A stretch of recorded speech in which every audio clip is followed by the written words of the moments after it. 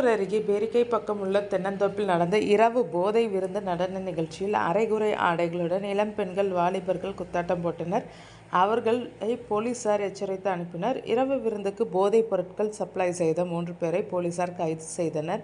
கிருஷ்ணகிரி மாவட்டம் ஓசூர் அருகே தமிழக கர்நாடக எல்லையான கக்கனூர் சோதனைச் சாவடியில் கடந்த 24ஆம் தேதி இரவு போலீசார் வாகன சோதனையில் ஈடுபட்டிருந்தனர். அப்போது அந்த வழியாக கர்நாடகாவிலிருந்து தமிழகத்திற்குள் நுழைந்த காரை நிறுத்தினர். ஆனால் அந்த கார் நிற்காமல் மின்னல் வேகத்தில் சென்றது. இதையடுத்து போலீசார் காரை துரத்தி சென்றனர்.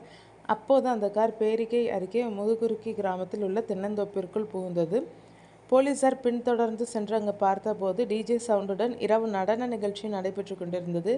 வெளிமாநிலத்தை சேர்ந்த ஆண்கள் மற்றும் பெண்கள் ஏராளமானோர் அரை நிர்வாண ஆடைகளுடன் போதையில் நடனமாடி கொண்டிருந்தனர்.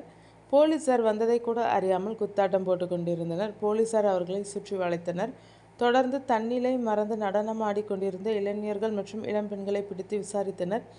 பின்னர் எச்சரிக்கை செய்து அவர்களை அனுப்பி வைத்தனர். மேலும் அங்கு நடத்திய சோதனையில் போதை மாத்திரைகள், விலை உயர்ந்த வெளிநாட்டு மதுபானங்கள், கஞ்சா மற்றும் போதைப் பொருட்கள் இருப்பதை கண்டுபிடித்து அவற்றை பறிமுதல் செய்தனர்.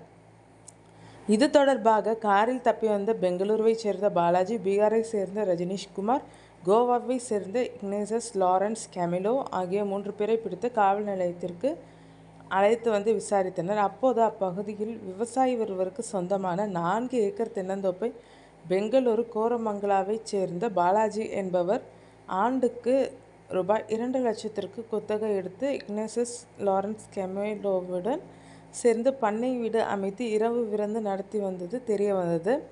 ஆன்லைன் மூலம் முன்பதிவு செய்பவர்களுக்கு இரவு மதுபோதை விருந்துடன் நடன நிகழ்ச்சிகள் நடத்தப்படுவதும் தெரியவந்தது. இதையடுத்து போதைப் பொருட்கள் சப்ளை செய்ததாக பாலாஜி உட்பட 3 பேரையும் போலீசார் கைது செய்தனர்.